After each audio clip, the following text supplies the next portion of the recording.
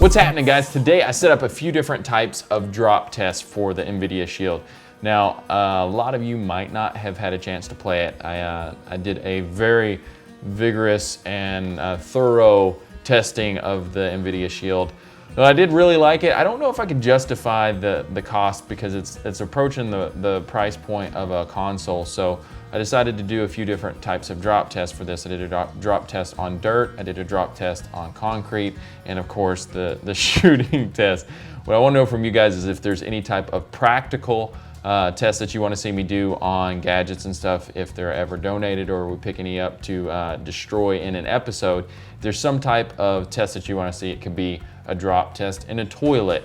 It could be a drop test on concrete and dirt with a new phone or something like that, but it'll help going forward knowing some of the stuff that you guys want to see. So we'll go ahead and jump into the dirt drop test here and pull this guy up. So what I did was, this is some loose kind of mixed dirt and gravel.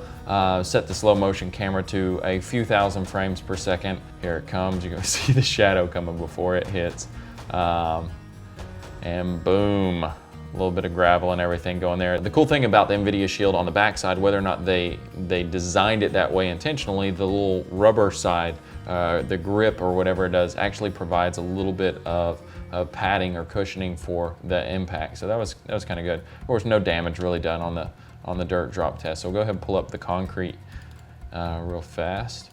And this was actually kind of surprising because I didn't take apart the Nvidia Shield.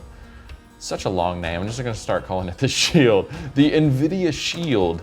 Here comes a shadow on that.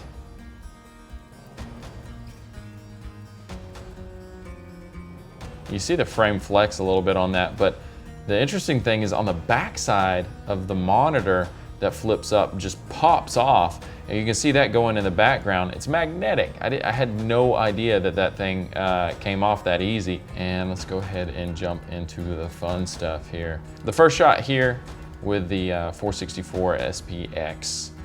The 3030 Winchester round has really good ballistics, especially with this Hornady style of ammunition. Not a whole lot of destruction going on. Again, the magnetic backplate comes off on that, and that's pretty much it. One of the really interesting things about this is I've never had a device that actually still functioned after it was shot. So it's in part because the Shield is two components. So you have the monitor, and then you have the processing unit and the battery and everything in the handheld portion of it. So shooting the monitor, even though it's touchscreen interface, still worked after it was shot. So that was pretty cool. And then the last shot we got here, I took and stood it completely straight up. That way I'd shoot the processing unit and the battery portion of it. I didn't know where exactly all that stuff was inside the unit, so I just went for where the buttons and everything was. Just look at that slow-mo, it's awesome. It never gets old looking at the bullet come into frame. Even slowing it down from that, just going frame by frame by frame, watching the bullet get close to that. And again, it really doesn't do a whole lot because the bullets come in at such a high velocity. What I'll do is I'll do some experiments with some lower velocity ammunition and stuff like that. Maybe some targets that have more particles to them, or add some elements into it so you get more of a visual for the slow motion. But yeah, it just rips right through the entry hole on the handheld. I don't even know what you call it. The handheld portion of it was really small on the front side, but on the back side it had a pretty impressive blowout.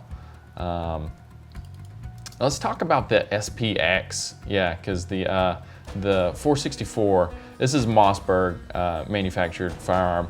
It's a little different from the quintessential 3030 Winchester rifle that you see a lot of people like the Model 94 carbines with the wood furniture on it and everything. And for any of you firearms enthusiasts, if any of you guys have a 94 or a lever action, I'm curious what your thoughts are on the tactical setup on the Mossberg 464 SPX, because a lot of people, it's such a polarity between the two groups, back and forth, back and forth. It's always funny to listen to. It's like, you're bastardizing this beautiful rifle. Why would you put Picatinny rails on it and make it tactical or whatever? But actually, you know, it's the rifle itself. I mean, I was shooting at 80 yards. I was shooting like crazy, like 2-inch groups with that, and that's just with the fiber optic sights and everything. So it was pretty impressive. Yeah, it's so cool. Just watching the fireball do its thing, just rolling out, is really cool. Well, that pretty much does it for the Nvidia Shield. What I want to know from you guys is, though, do you want to see some type of practical drop test, be it in a pool or something impractical, a toilet drop test or something like that? Let me know in the comments below.